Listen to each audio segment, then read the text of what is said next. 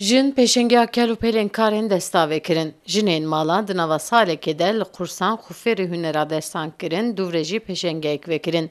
Di peşengeyê de ji hevdê navçeyên Amêdê jinên ku li navenda karên destan de xûferê hunerên desta kirine, bi kelupelên xwe beşdarê peşengeyê bûn. Jin armanca vekirina peşengeyê wisa anîn ziman û gotin, jin hem xûferî karekê dikin, hem jî ji wan kelupelan pere bi dest dixin. Pirekê me ji bo guwerin tenê mesela quruma me hene tenê mesela aileye destek olarak tenê şixa dişxulin tiştê xwe çê dikin hîn dibin mesela difroşin ji mala xwe ra ji gedê xwe ra destek derdikevin em jî ji ber vî hawî em mesela yek tenê van pîrekê yek tenê cem me em yardımcı dibin em pêşîravê wan didin em sonra mesela satışa ji bo firotana wan jî yardımcı dibin em ji ber wî ji wan re destek derdikevin.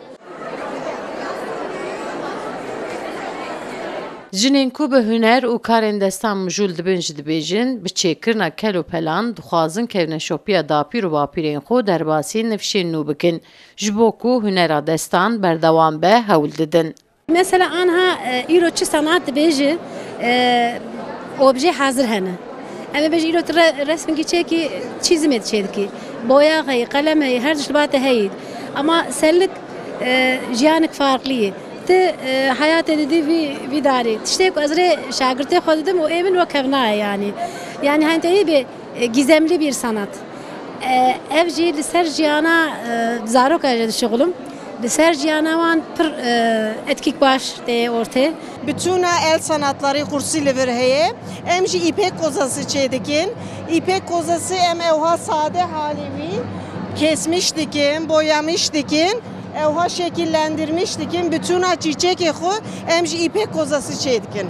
Viya pêşiyê li kulpe fabrikayê vebû, ip çêkirin, kravat çêkirin, şal poşî çêkirin. Ez jî kulpî me paşê min goşka em dikarin çi bikin, me jî bütün dekoratif ürüna çêkir.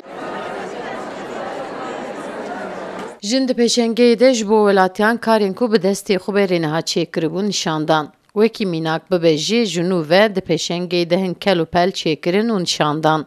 Ji hunera ebrûyê bigirin, heta wêneyên ji mixan hatine çêkirin, ji axê kelupelên malan, sêlik, zembîl, ji ta û derziyê giradên xemilandina malan, turukên ji moriyan bigirin, heta sembolên cîn dîrokî ên Amêdê ên bi textikan hatine çêkirin hatin pêşkêşkirin.